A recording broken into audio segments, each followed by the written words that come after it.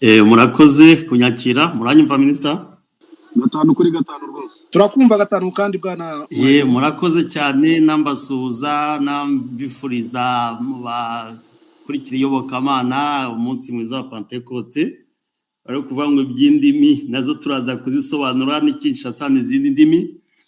Murakoze kudutumira abansuza abari kudukurikira bose. Abonye nka ba Sister Odette, abonye ba mwarimu Nomade, ndabona abantu duherukana kera, ba Mukasi, vraiment El Chanto, Damien Mbote Mingi Makasi, bitwa Oxygène, abantu mushakashatsi mu bintu birebana n'ibintu bya defense sécurité n'ububanyi n'amahanga, nk'abantu mu Kongomani, nkaba narakuriye Kinshasa, mvuga Lingala neza binyoroheye, mvuga Igikongo binyoroheye, n'Ikiruba ndakivuga, nkaba mvuga Igihorandi ko urabona igihugu cyadukolonije ariko twagize amahirwe yo kukiga kukimenya, ubwo bacyumva ubwo ndababwira Khudumidar, mvuga Igifaransa, mvuga Igiswahili, mvuga Ikinyarwanda, numva Ikigande n'Ikinyankore n'izindi ndimi zose zo mu karere n'Igihunde, abantu bose ndimi zo muri Kivu ndazivuga. Ubwo niba ari umundandu hari turavugana, niba ari umushi turavugana, nanga umuhavu. Ibyo byose tubikora kugira ngo tugeze ubutumwa ku bantu bose mu ndimi bumva ziboroheye. Minister murakoze cyane, hari actualité yabaye muri iki gitondo, abantu bari gusobanura buri muntu uko yabyumvise, uko yahuye nabyo, byabari mu burenganzira, ariko ikintu cyabaye muri iki gitondo Kinshasa harimo dimension eshatu turaza kuzisobanura. Muri make habaye kudeta. Kudeta niki? Kudeta mu rwego rwa gisirikari ni gihe habaye ikintu bita d'abord soit habaye profanation y'ama institution n'abantu bafite imbunda, bakaba bageze ahantu hari institution soit kuri radio bakavuga, bakaba kanagiye muri biro bya president akavugiramo n'ijambo gusa akavuga ati désormais iki gihugu ntago kikitwa Congo kiswe Zaire. Mu mvugo ya gisirikari ni kudeta, uko byari byo kose, yaba ari montage yaba ari ikiyo ni kudeta. Soit ishobora kuba yabaye koko president yafashwe nangwa bakamwica, nayo ni kudeta, nangwa bakaba babiteguye bakarasa n'urusasu rumwe bavuga ati ubutegetsi burahindutse, aho barurasira hari hose babyita kudeta. Turaza gusobanura uyu munsi rero yari ifite iyihe dimension, ni mu ruhe rwego byabaye. Mbere yo kuvuga ukuntu byagenze, ndashaka gomba hereza amakuru kuri uriya Christian Malanga. Personnellement nge ndamuzi, twabonanye nk'inshuro enye, kabiri muri Congo otuma Kinshasa, rimwe twahuriye Bruxelles, n'ubundi twahuriye Londres. Donc ni umuntu nzi, ni umusore w'imyaka 41, yavutse tariki 2 z'ukwezi kwa mbere muri 1983, yavukiye ahitwa Mangayi, village yabo di Mangayi, ni hara muri territoire ya Idiofa, ni muri Bandundu. Uvuga ngo kuva Idiofa ujya Kinshasa byagutwara nk'amasaha 3 mu modokari. Niho iwabo, niho yavukiye. Ise yitwa Itejo, nyina yitwa Kapai, nyina ari kubakomoka Kinshasa, iwabo famille yabo bari hariya muri commune ya Ntuza Matete, niho kwa Christian Malanga, niho kwa ba nyirarume, ni hari Matete, ariko famille yase iba n'ubiba Ntuza za Idiofa nyine hara muri Bandundu. Alors nyina we yapfuye muri 88, amaze gupfa isahita ashaka undi mudamu witwa Chantal Kibonge. Uyu Chantal Kibonge niwe wakujije Ntuza Christian Malanga hariya Kinshasa. Alors bagezaho bimukira i Lubumbashi, bagira Lubumbashi muri za 89, ubwo urumva yari afite hafi imyaka 6 ngaho niho zira ntambara z'amoko zari zitangiye muri Katanga hagati y'abakasayi n'abakatange. Alors abantu bose baba étranger batari bo hagati bashaka ukuntu biviramo, nibwo bahise bajya muri exil, d'abord bagiye muri South Africa, niho se yahungiye nawo nyina wamukujije, nyina amaze kwitaba Imana. Bavuye South Africa babaye Swaziland, après je pense muri 97 nangwa 98 après Fidel niho bageze muri Amerika, batuye muri Eta ya Utah muri Muza Centre bitaho ni Lake City, niho yes ndahazi, ni muri Utah, ni mu burengerazuba bwa Amerika, muri Salt Lake City. Très bien, ubazaho ngaho ni famille izwi, famille Malanga. Ubajije abantu babaye Utah baramuzi, barabazi kuko yakoze formation d'abord y'ubupilote, bigeze aho abivamo, ajya mu ishuri rya informatique, abirangije akora ibintu by'ubucuruzi, yabaye concessionnaire, yacuruzaga amamodokari muri iyo Eta ya Utah. Alors nyuma yaho nibwo yatangiye kujya créer du projet duto muri Congo. Muri utwo du projet niho naje no kumenyana nawe rapport y'imirimo nakoraga muri Congo. Atangira uruganda rw'amazi hari Kinshasa, après aje kujya mu bintu bya mine hariya muri Lualaba, agicuruza ibintu by'amabo y'agaciro. Muri mabibu y'agaciro atangira kuyakora ibintu bya import export, abivana muri Angola ibindi bijyana muri Congo, ainsi de suite. Alors aza gusubira tena muri Amerika, je pense ça doit être entre 2008 ou 2009,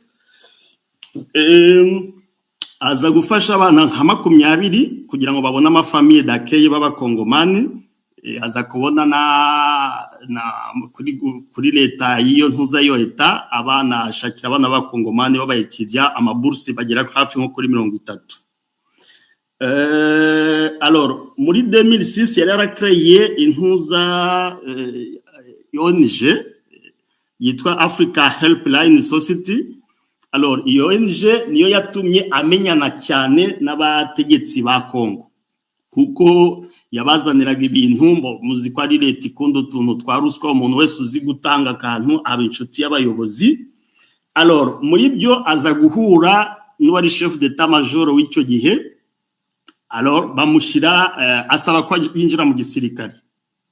2007 niho yinjiye mu gisirikari, yakoreye formation hariya ntuza ikitona, barangije formation ajya iteni Kananga. Agiye Kananga yarangije niho yabonye ranka ya sous-lieutenant. Alors muri 2008 directement bahita bamuha grade ya capitaine. Donc no musirikari wabaye formé, hari abantu bari kudiscuta ngo no c'est un civil. Ngiye Christian je le connais comme militaire, yabaye formé abona na grade ya capitaine no muri OG irimo. Donc no musirikari uzwi mu gisirikari cya Congo. Alors mu matora ya 2011 habaye pression, abantu ba opposition bari gufasha ntuza nyine muri ya campagne yari hari ya bana Congo bavuga ngo Kabila dégage, Kabila dégage, Kabila rwandais, Kabila rwandais. Nani Christian yaje gufashanya plutôt n'abantu ba IDPS, gufashanya n'abantu ba IDPS mu bintu byo kurwanya Kabila, ariko ari umusirikari. Urumva rero icyo kintu cyatumye directement aba cible y'inzego z'umutekano, abati koma umusirikari agiye gufatanya n'abantu ba opposition. Directement ahita yindura, ahubwo ashaka no ya postiye meme no yagiye no kuba candidat mu député. Alors Kabila maze kubyumva kuko yaramuzi, avuga ati koma militaire agiye kuba umukandida, ahereza autorisation générale Kitenge, icyo gihe niyo ari G2 ya FRDC. Christian baramufunga, bamufungiye indolo, je pense yahamaze nk'ibyumweru 2 nangwa 3. Alors kubera arafite amafaranga pa ahita korompa bamukuramo. Alors 2012 ubwo Kabila nyine amatora aratambuka ariko habaye za contestation. Tshisekedi le père nyine uriya washaje akoresha za manifestation. Muri ama manifestation Christian yagizemo uruhari rwo kugira ngo afashe abantu bari kuyaba manifestation kugira ngo birukane Kabila. Alors 2012 niho yakoze noneho icyama cyitwa Parti Congolais Uni cya opposition. Alors amaze gukora icyo cyama leta ihita noneho imuhiga bien nibwo yahunze ahungira mu Bubiligi. Ageze mu Bubiligi atangira kuya noneho abonana na bari abakombata ko basensibiliza atukara ba managinga Kabila dégage 2013. Icyo gihe 2012 niyo n'intambara ya M23 ya mbere yari hari icyo gihe.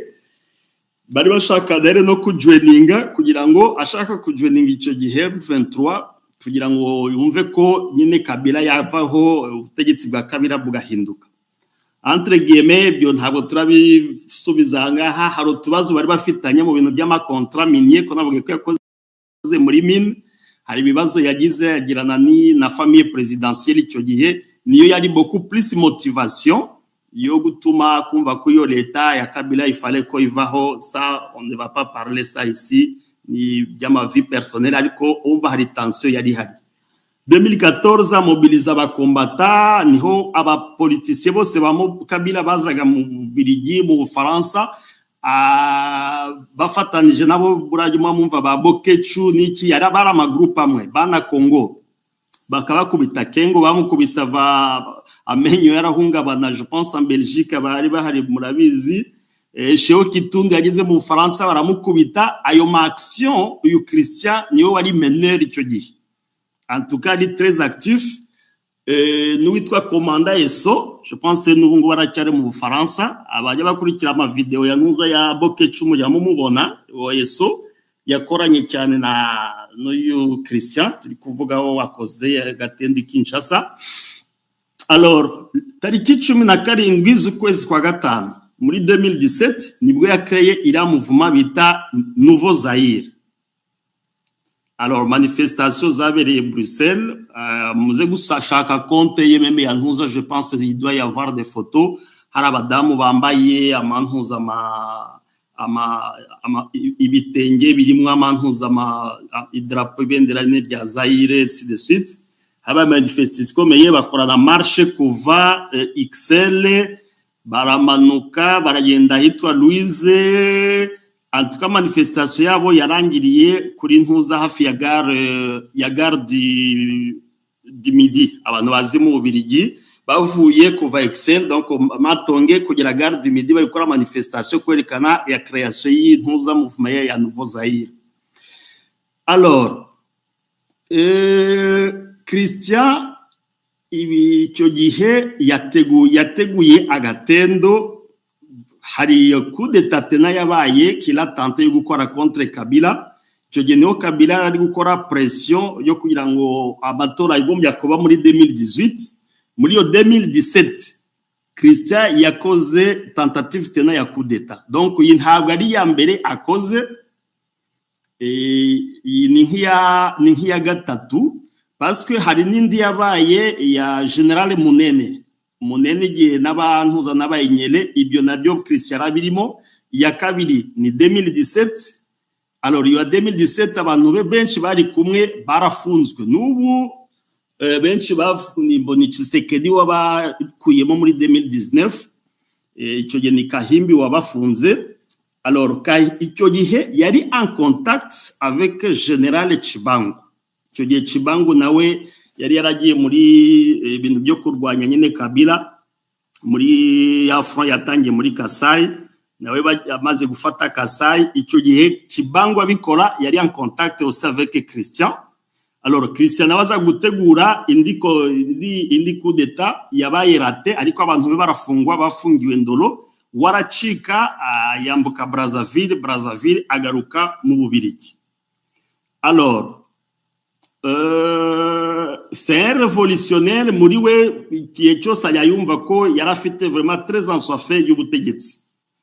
abantu benshi yamobilije meme muri FARDC ashaka ko ba training movement ze hanze et beaucoup plus yakoranaga n'aba ex-phase bara abasirikare ba Mobutu. Ugiye no kuri YouTube ze gushaka ushireho Christian Malanga n'ubu ngubu uyuri ANR uyu ntuza Colonel Lusadisu. Colonel Lusadisu ubu ngubu uri kuri ANR ya Tshisekedi, we nitwa Major Mpika aba muri Amerika, nawe wo Major Mpika yari umuntu wa security ya Mobutu cyeye muri yari umuntu ntuza mu badespe, yigeze aba na chef wa sécurité wa ntuza wa Tshisekedi le père. Donc Major Mpika, Lusadisu l'acteur patron wa ANR na Christian Malangu bigeze baboneka dans kuri space bari kuvuga ukuntu bagiye guhindura ubutegetsi icyo gihe nyine Kabila ari gushaka gukora 3e mandat. Donc ce n'est pas sa première tentative. Ngiyo petite histoire ye y'udukoryo yagiye akoramo yagiye avugwamo n'iki. Donc alors qu'est-ce qui s'est passé aujourd'hui? Alors kuva amatora yaba muri Congo muzi ko hari pression yo ku gouvernement d'abord ntirajaho, nubwo premier ministre bamushizeho ariko gouvernement ntirajaho. Gouvernement haracyari mu kibazo kumenya ninde uzaba president wa Assemblée nationale. Alors il y a union sacrée iremwe n'ibyama bitandukanye. Normal harimo abadepite hafi 150 bava muri DPS muri rassemblement ya ntuza ya uyu ari premier ministre Samuel Lukonde. Rassemblement ya plateforme yafite abadepite bagira nko kuri 47. Ntuza ya gatatu niyo bita PPAP, rassemblement ifite abadepite 35. Ya Vital Kamerhe ni 4e puissance muri parlement afite abadepite 34. Alors hakaza Bahati Lukwebo ufite 32, hakaza regroupement ya Palu ufite 28, hakaza Irea ya Fefi Masuka uri gouverneur wa Lualaba n'abantu ari kumwe nabo babita 24 bafite abadepite 26. None MLC Jean-Pierre Mbemba bafite abadepite 23. Alors muri iyo ntuza presidium ntuza ka Tshisekedi yashizeho kugira ngo itegure ibintu byo gutegura institution ya parlement, bari bateguye bwa mbere ko Vital Kamerhe niwe agombye kuba president wa Assemblée. Vice president akaba witwa Chilumbayi n'Umuluba. Deuxième vice president akaba Christophe Mboso ariwe actuel president wa Assemblée nationale. Bakagira rapporteur witwa Jacques Njoli. Noneho Kestera akaba umuhungu wa Bahati Lukwebo witwa Serge, n'umudamu wa Bemba akaba ari uba Kestera adjoint.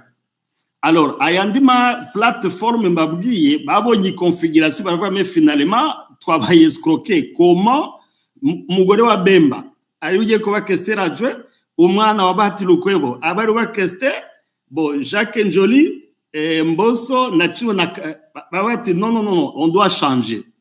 Igihe amatora agombye kuba barayasubika barabati no ifo ko bahindura configuration. Baje kuyindura Vital Kamerhe baravuga ati no hagomba kuba amatora kugira ngo bamenye kuko ari abandi nabo bashaka kuba aba president abantuza ba assemblée. Nibwo Tshisekedi yatanze ordre avuga ati Mboso Bahati Lukwebo na ntuza bakorele primaire uri butambuke uwo niwe none uzaba candidat wa union sacrée. OK, baravuga ati il n'y a pas de problème. Mot d'ordre Kabuya ayihereza abadepite bari 150 ba IDPS, arababwira ati ntimutore Kamerhe, mwebwe mutore Mboso. Twebwe turavuga officiellement ko candidat ari Kamerhe, ariko bwe mutore Mboso kuko ntabwo bashaka kugira ngo Kamerhe atambuka. Pourquoi IDPS dashaka ko Kamerhe atambuka? Muri plan yabo bashaka kugira ngo constitution itegeko nshinga barihindura.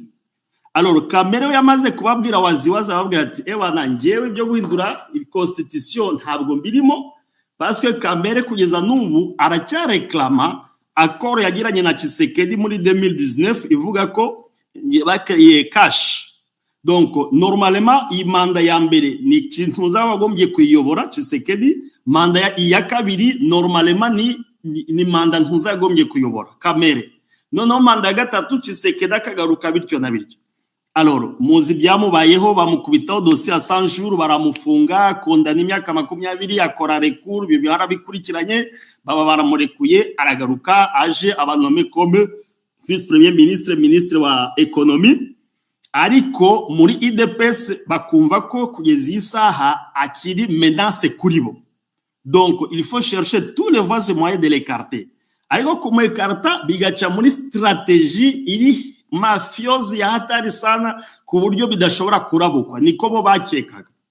Alors heureusement Mbosso uko Mbosso muri aba badepite afite nta nubwo afitemo abadepite basaga 10 ariko mwabonye amajwi yabonye ko yabonye amajwi ariko kabakaba hafi ijana. Donc ni bara abadepite ba IDPS bamutoye binyuze muri yo kunyine ntuza consigne Tshisekedi yari yahaye nani uriya secrétaire général à l'intérim Kabuya yahaye consigne kugira ngo be gutora kamere batore Mbosso. Mais heureusement ko abadepite belge kubera Mbosso nta kintu yabamariye bamuziho ubu faible abenshi yo modo bandi barayanze batora kamere impamvu kamere yatambutse comme muri primaire kugira ngo abe candidat amaze gutambuka bo ntawe ari kumusubiza teni nyuma ariko ntago byashimishije Tshisekedi muri buka no kuri televiziyo mwakira yahise amubwira ati bonjour monsieur le président de l'assemblée. Ibaze kubwira umuntu ngo bonjour monsieur le président de l'assemblée umuntu muranyumva ministre muranyumva 5 rwose. OK merci beaucoup. Alors kubwira umuntu ngo bonjour monsieur le président de l'assemblée nta matora yabaye ya président urumva ni abantu bazi langage ya IDPS bavuze ati ko ni bize ya Yuda yaramuhaye. Donc ari kumunyega kuko nta kuri Tshisekedi kamere ni menace ikomeye cyane bitewe niyo accord bagiranye ira accord bakoreye Nairobi yo kuva ko bazajya bahindura mu butegetsi kandi akaba yaramufunze entre temps akabona ko urareba ko ubu ngubu ni 4e position kandi barabadepite ba IDPS nabo nabaguzwe ariko ababe kamere nabe bafite ideologie urumva ko habaye changement ya constitution kamere ari president wa assemblée iryo tegeko ntirizatambuka kandi akaba ariho Tshisekedi ashingiye imizi kugira ngo instaure dictature ye ahindure constitution ayiha imyaka 7 renouvelable une fois asigaye ibere president à vie nkuko abishaka. Ngira ngo ababikurikiye hari audio ki yafite muri inama bari guteguramo kugira ngo babone iyi bureau définitif ya ntuza ababwira ati l'union sacrée mugomba gukoresha uko mushoboye kose muka etufa mukaniga abantuza ba challenge bacu bose kugira ngo tuzabe ku butegetsi ngo le plus longtemps possible. Ngira ngo muze gushaka kuri tuza abantu bakurikiye iyo audio irahari. Tshisekedi wenyine abivuga ko bagomba gukoresha uko ibyo yabivuze ejo bundi. Alors ejo le 18 normalement niho amatora yagombye kuba.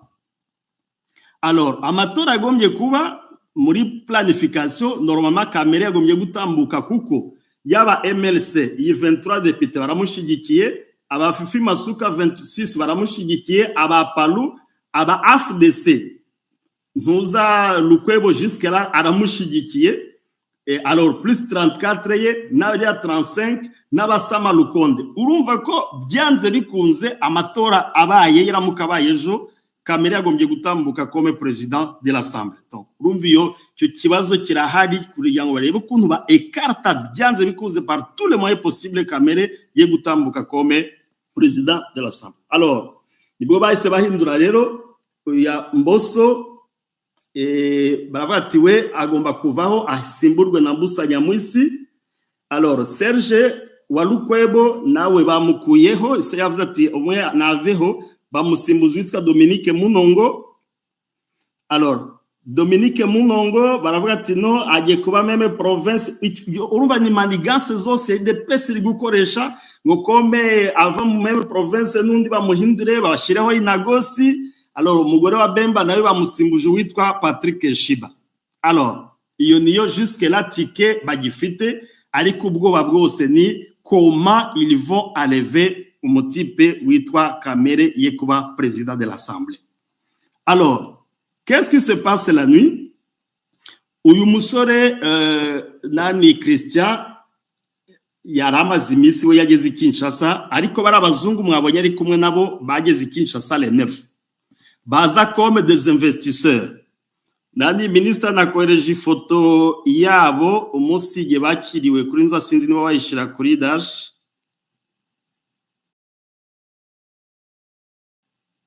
Yes. Abantu bayirebe, muraza gusanga ura muzungu umunyamerika bafashe bambitse n'ubusa. Iyo foto ni ya le 10 bari kwakirwa par un des conseillers wa Tshisekedi muri palais de la nation comme des investisseurs. Wayishizeho abantu bari kuyibona. Donc ni délégation bari abazungu bose mwabonye bari muri l'affaire ya coup d'état, bakiriwe tariki 10 muri palais de la nation comme des investisseurs. Donc là ça vous fait réfléchir maintenant kutangira kumva ibitekerezo by'iyi affaire ukuntu bimeze. Alors le tariki il y a même le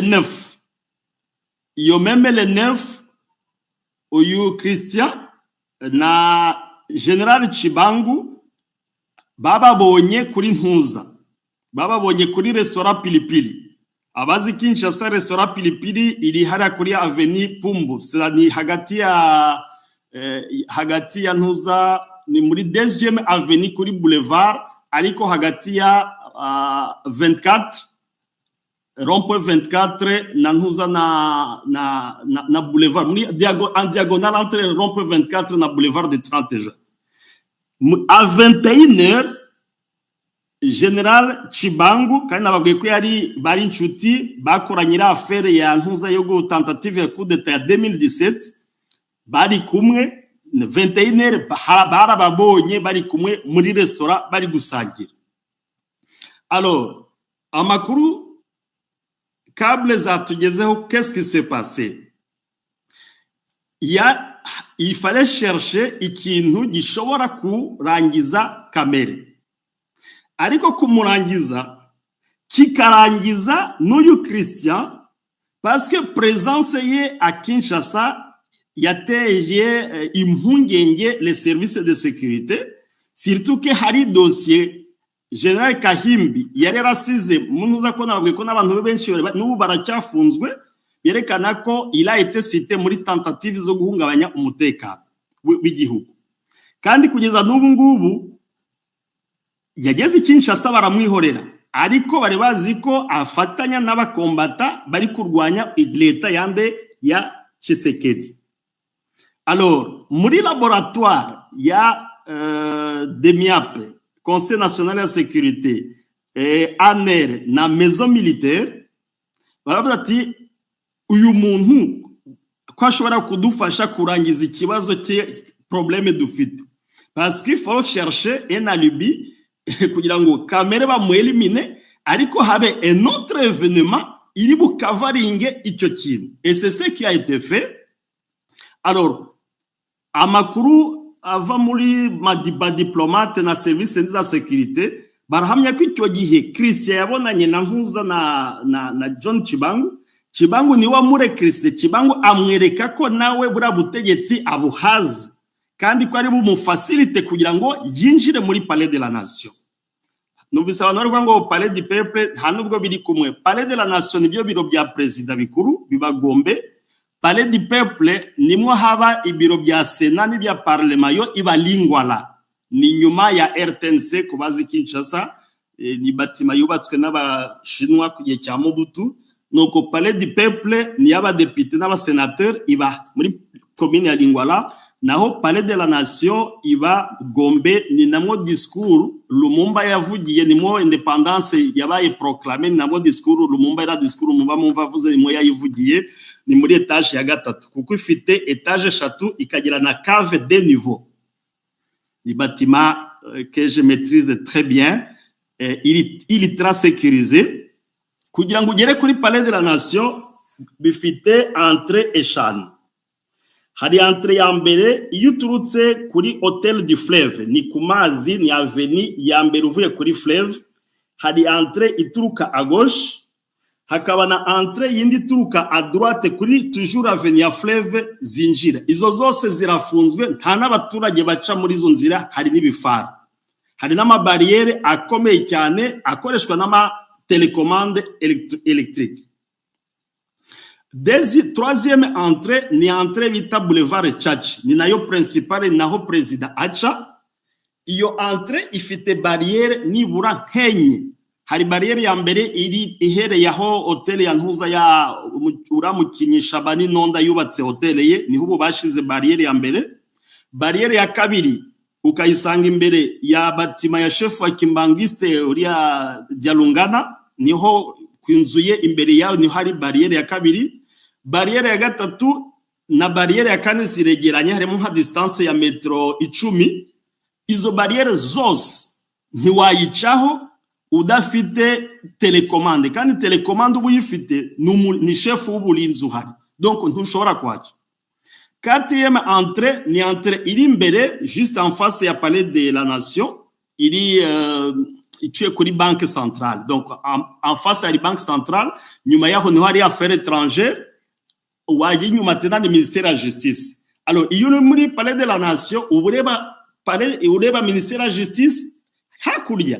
Kuva kuri ministère ya justice hari barrière, jize urenze juste iyo rond-point uza kuri affaires étrangères, kuri aho ugeze kuri banque hari indi barrière. Wagera kuri mausolée kuko niri en face hari bashinguye Kabila, hari indi barrière mbere yuko uza kwinjira muri Palais de la Nation. Indi entrée uca kuri ISP ni Institut Supérieur, ubwo niyo manutse umuhanda bita 24. Barrière batangira kuyikorera ahitwa kuri Place des Évolués, donc ni nka metero 500 mbere yuko ugera kuri barrière ya nyuma. Hararinzwe kuhaca ni hatari, nta nubwo wabona inzira, nta n'imodoka zihaca. Hari indi entrée iciye kuri Primature, iyo ni entrée nyango ya gatanu yinjira no Palais de la Nation, nayo hari za barrière kuko niho hari n'ibiro bikuru ya Ntuza ya ANR national, ANR ya yo bita DSI, niho hari ibiro bya ANR, hakaba ibiro bya Premier Ministre. Iyo baciyeho winjira muri batima kera Ministère Intérieur, hakaba na Ministère Intérieur inyuma. Donc kuhaca hari abasirikari benshi, urumva ko ntabwo wakwinjira muri Palais de la Nation umuntu atakwinjijemo vi iyo configuration bahaye. Alors qu'est-ce qui s'est passé? Consigne c'était que bamurekrite aze akora ibyo yakoze, abikora au même moment hagiye abandi basirikari bajya kuri residence ya Kamere bakora iyo affaire, baharasa iwe bahisha abantu babiri. Byabereye au même moment. Il a théorie yo kuvuga ngo bahavuye kwa Kamere. Kwa Kamere c'est à 3 km uvuye kuri Palais de la Nation, ni muri Gomba ariko ni kilometero 3. Alors amasasu yavuze ukarikiye mine, amasasu yavuze kwa Kamere à 4h30. Icyo gihe à 4h30 au même moment ni naho kuri Palais de la Nation naho action yahabereye. Alors iyo théorie yo kuvuga ngo bavuye kwa Kamere muri à 3 km nibwo baje kurasa kuri Palais de la Nation, iyo c'est faux kuko byabereye au même moment. Donc le fait c'était justifié que icyo gihe nyine mu gitondo iyo koko bashobora kuba bamumetrije, et comme kuri Palais de la Nation hari habaye iyo sabotage ya coup d'état, byari kwambikwa inde Malanga ko ari we wishinde Kamere, mais c'était planifié kuko le 9 na le 10 bamubonye ari hamwe n'abaho responsable ba services de sécurité et proche du pouvoir, ari kumwe nabo. Ariko we yarazi ko ari kumwe nabo koko mukope ya bien gukora coup d'état, kuko bari kumwe nawe muri 2017 bakora coup d'état contre Kabila, n'abantu yari yizeye afite ikizere. Kuko iyo atabagira icyo kizere ntabwo yagombye gushoramo abana be babiri. Buriya yari yazanye n'abana be babiri, umwe ufite imyaka 21 n'undi ufite imyaka 16. D'ailleurs umwe nawe yaguye muri ntuza muri nawe yarashwe nawe yaguye hari umwe yari yasigaye muhira ariko umwe yari bajyanye muri operation kuko ni affaire yari yizeye à 100%. Ntabwo wabutizeye affaire nk'iyo ngiyo ujyanemo umwana w'uruhinja wa 21 waguye mwabiri abiri. Kandi mwabonye ko binjiye muri Palais de la Nation imiryango yose yari ikinguye, kandi nababwiye ko iriya miryango yose ikingurwa n'amatelekomande, kandi ntabwo ari imiryango simple. Ila sécurité yashizweho d'abord hari yo kugiye cya Mobutu nko kwinjira muri cave ya Palais de la Nation kugira ngo yinjiremo ebana technology hari iteye ubwoba. N'ubu ngubu manzi itari yanamenyekana kuko n'abanyamerika baje gushira technology kugira ngo winjire muri yo cave. Nimwo haba intwaro, habamo na cave imanutse kinjira muri fleuve ku buryo president tewe hejuru kuko aba muri deuxième niveau, amanuka muri cave akinjira muri tunnel, agahita afatwa piro bwato bwa buhari burahi inyuma ya Palais de la Nation, agahita yambuka kajya Brazzaville. Donc ntushobora gusangamo president ngo aracana wacha muri tunnel yubatswemo, akamanuka muri yo tunnel ihuye na fleuve, haba hari bwato bwari bwa presidence bukamutwara akagenda. Alors niyo confiance bamuhaye, baramuzana. Cyambere basobanuye ko kwaro kugira ngo bamwikize kuko presence ye nabo bazungu yaramaze kuzana ngo arabazanye comme des investisseurs, niyo cache yajemo. Alors que koko yarari bavuye babafatire hamwe babereke ko voilà bagiye bakore coup d'état, mais la mission était de les utiliser kugira ngo bafanyiye kamere, hanyuma bavuga ati coup d'état yabaye yaguye muri yo coup d'état. D'ailleurs voilà comment les choses se sont passées. Alors nuko byaje guhinduka, bamaze kugeramo sécurité aje nyuma bakinga imiryango, ya miryango bamaze kubarasire ko binjiye mu bien muri Palais de la Nation barimo, imiryango bayikinze kuko baje gukora tentative yo kuvamo birabananira. Et c'est comme ça baje bose barabatoragura umwe. Entre temps chef wabo ba obligé Malanga kumwica kugira ngo ataza kuvuga uko byanzute briefing uko yari yazihawe. Ngo barabandi bose barabaramasa mvu mwabonye bari no gutangara kuko bari bazi ko ni kope bafatanyijemo n'ababatumye, alors que c'était une couverture yo kugira ngo alors abageze kwa kamere bateye basanga rafite uburinzi bo batakekaga, shoye kwa rafite surprise meme y'abapolisi kuko bari bazi ko ari umupolisi umwe habe, ariko basanze ikibatsi gikomeye ku buryo nundi nawe yahaguye mubaje kumutera. Ubwo bahise birukanka muri uko gutawanyika. Abahateye ariko ntabwo ari abahateyiwe kuko na uniform murebe imayiti yaguye kwa kamere itandukanye na uniform y'abari waguye kwa kamere yari afite ni nabo bateguwe bandi batari bari kumwe n'abasaya. Abasaya nibo baje, abantu ba Malanga nibo baje muri Palais de la Nation ko nabibabwiye, bazanywe bazinga ubu baje gufata ubutegetsi ko bari kumwe nabo ba officier baboheje, mais c'était une couverture icyagombye kwa kuri kamere kuko badashaka ko aba president wa Assemblée nationale.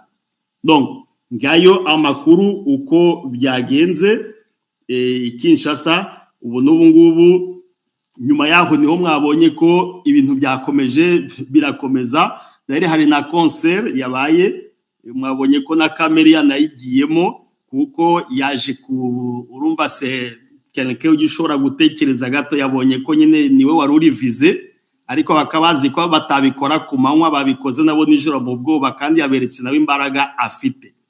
Ariko la pression iracyakomeje, ntabwo tuzi biri mubeho nyuma kuko IDPS inakomeje gukanira ko nubwo yatambuka kuba president wa Assemblée bo batabikeneye. Donc hari n'ikindi gishobora kubaho cyanyuma, ubwo turacyakurikirana ibizaba, ubwo twese tuzabimenya hamwe, binashoboka ubwo tuzabisobanura hamwe, tuzafatanya gusesengura. Murakoze.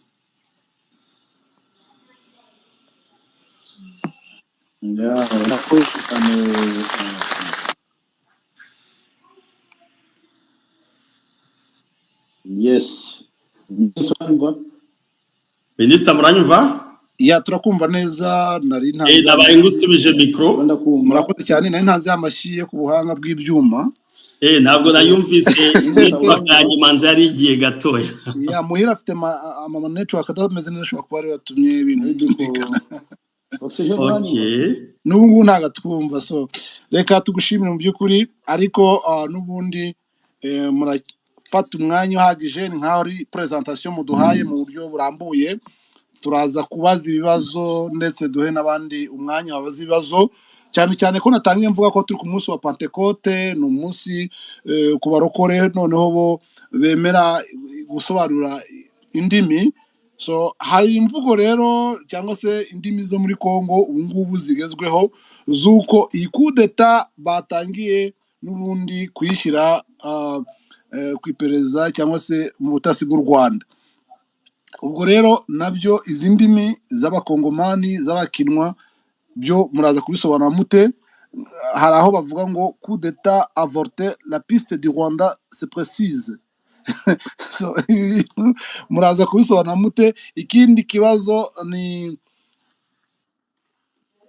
ikindi kibazo ni kubijyanye nuko muduhe precision niba koko uyu Christian yamaze kwicwa cyangwa se yiciwe muri ya coup d'etat, nabyo muduhe shonyayo, ese yapfuye koko kuko bavuga ko ashobora kuba yishwe, umuhungu akaba ari wafashwe, byanze bikunze na urebye uburyo nabo bafashwe byanze bikunze nabo baraza gukurikiraho bapfe. Bimeze bite nyuma iyi coup d'etat cyangwa se tentative cyangwa se tuyite ko ikuguhirika ubutegetsi bikabirizwamo? Bimeze bite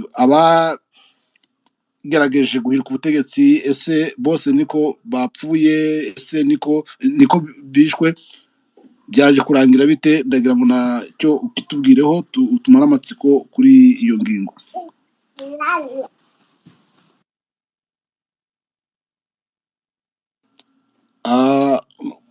Ntabwo tukumva. Uranyumva? Ubu turakumva neza. Yes. Ntuza Christian we bamurashe yapfuye, ni ifoto ye ngira ngo abari kuri ma social media mwayibonye. Umva ko ntibagombye kumusiga bitewe nuko urumva ko yaguye muri ambush, ni waguye muri ambush y'abantu bamuteze nyine kira kintu bamukoreshe pour couvrir mission yindi bo bari gukora a 3 km yaho bamutumye gukora operation.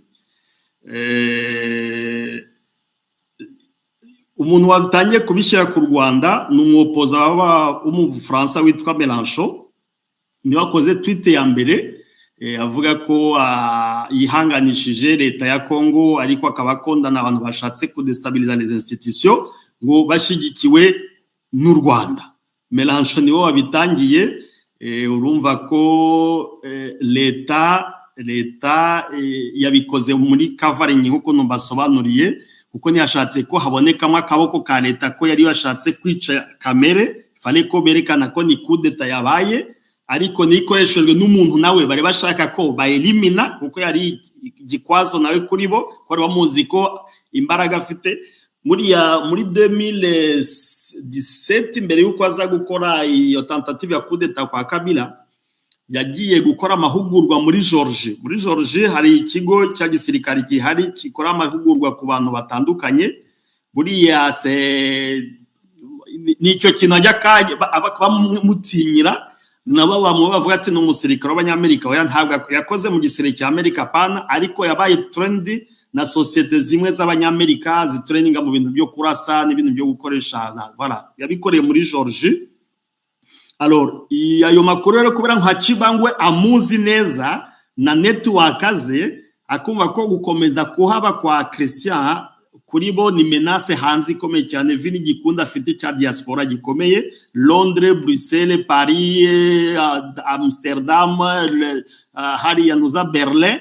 Yari afite network ikomeye cyane hanze, kandi yaritangiye gukora campagne ya anti Felix. Kandi Felix bumuzi ko ajya avuga ngo ibintu nubagiye guhindura constitution ngo ni diaspora ya mutumyi, ati arashyigikiwe na diaspora. Alors Christian ari kumobiliza diaspora ikomeye cyane.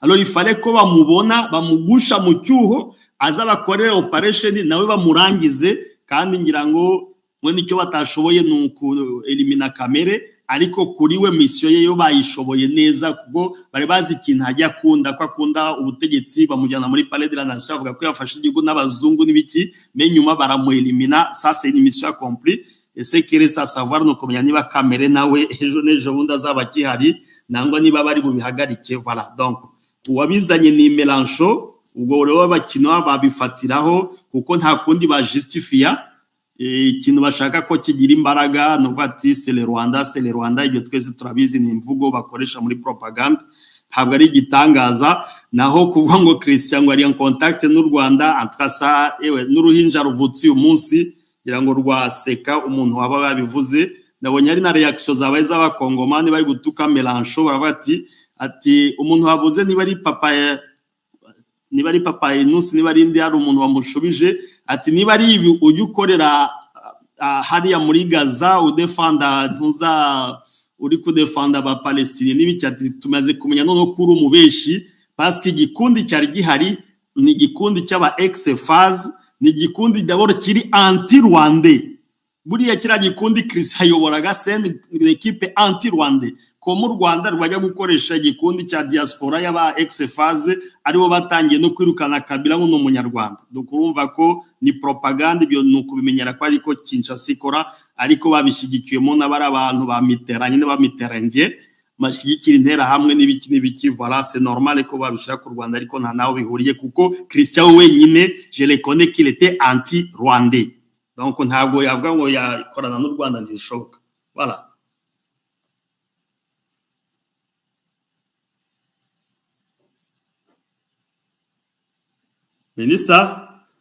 Minister arakumva? Ndabumva neza. Okay, na sinzi niba na gushubije uko bimeze.